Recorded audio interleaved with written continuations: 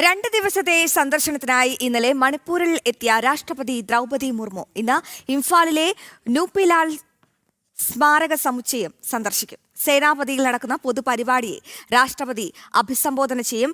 ഇംഫാലിലെത്തിയ രാഷ്ട്രപതിക്ക് ഊഷ്മളമായ സ്വീകരണമായിരുന്നു ലഭിച്ചത്. സംഘർഷത്തിന്റെ മുറിവുകൾ ഉണക്കി ഭാവിയിലേക്ക് ഒന്നിച്ചു മുന്നേറാമെന്ന് സിറ്റി കൺവെൻഷൻ സെന്ററിൽ സംഘടിപ്പിച്ച പൗരസ്വീകരണത്തിൽ രാഷ്ട്രപതി ദ്രൗപദി മുർമു പറഞ്ഞു. വിവരങ്ങൾ ജിഷ്ണു നൽകും. ജിഷ്ണു, എന്തായാലും രാഷ്ട്രപതി ആയതിനു ശേഷമുള്ള വടക്ക് കിഴക്കൻ സംസ്ഥാനങ്ങളിലെ ആദ്യ സന്ദർശനമാണിത്. അപ്പോൾ മണിപ്പൂരിലെ ജനത രാഷ്ട്രപതിയിൽ നിന്നും എന്തൊക്കെ കാര്യങ്ങളായിരിക്കും പ്രതീക്ഷിക്കുക? ഒപ്പം ഇന്ന് എന്തൊക്കെ പരിപാടികളിലായിരിക്കും ദ്രൗപദി മുർമു പങ്കെടുക്കുക?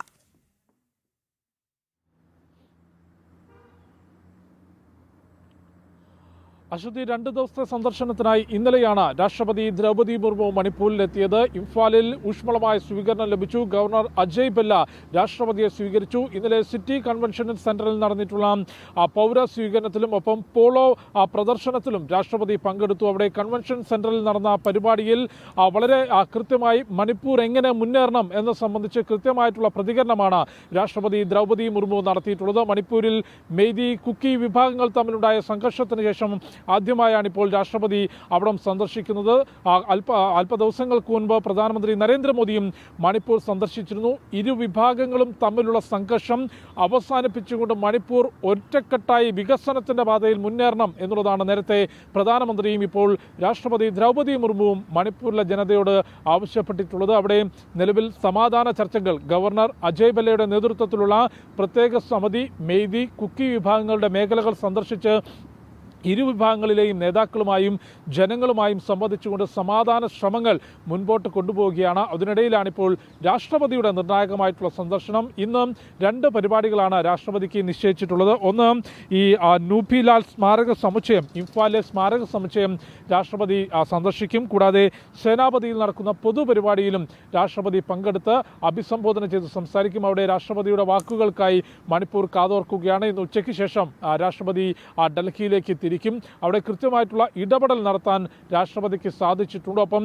ഈ മെയ്തി, കുക്കി വിഭാഗങ്ങൾ തമ്മിലുള്ള സംഘർഷം രൂക്ഷമായതോടുകൂടി ഈ ഫെബ്രുവരിയിൽ മണിപ്പൂരിൽ രാഷ്ട്രപതി ഭരണം ഏറ്റെടുത്തിരുന്നു. നിലവിൽ ഗവർണറുടെ മുൻനിർത്തിക്കൊണ്ടാണ്, അല്ലെങ്കിൽ രാഷ്ട്രപതിയുടെ നേതൃത്വത്തിലാണ് അവിടെ ഭരണ സംവിധാനങ്ങൾ മുൻപോട്ട് പോകുന്നത്. രാഷ്ട്രപതിയുടെ സന്ദർശനത്തോടനുബന്ധിച്ച് സുരക്ഷാ ക്രമീകരണങ്ങൾ ശക്തമാക്കിയിട്ടുണ്ട്. അനിഷ്ട സംഭവങ്ങൾ തീർച്ചയായും ജിഷ്ണു, എന്തായാലും 2 ദിവസത്തെ സന്ദർശനത്തിനായാണ് രാഷ്ട്രപതി ദ്രൗപദി മുർമു ഇന്നലെ മണിപ്പൂരിൽ എത്തിയത്. ഇന്ന് ഇംഫാലിലെ നൂപ്പിലാൽ സ്മാരക സമുച്ചയം സന്ദർശിക്കുമെന്നാണ് ജിഷ്ണു നൽകിയ റിപ്പോർട്ട്.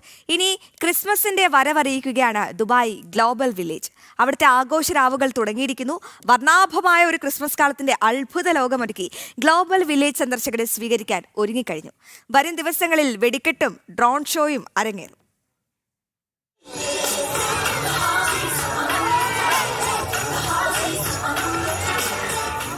ക്രിസ്മസ് പുതുവത്സര ആഘോഷങ്ങൾക്ക് ദുബായ് ഗ്ലോബൽ വില്ലേജ് തുടക്കമിട്ട് കഴിഞ്ഞു.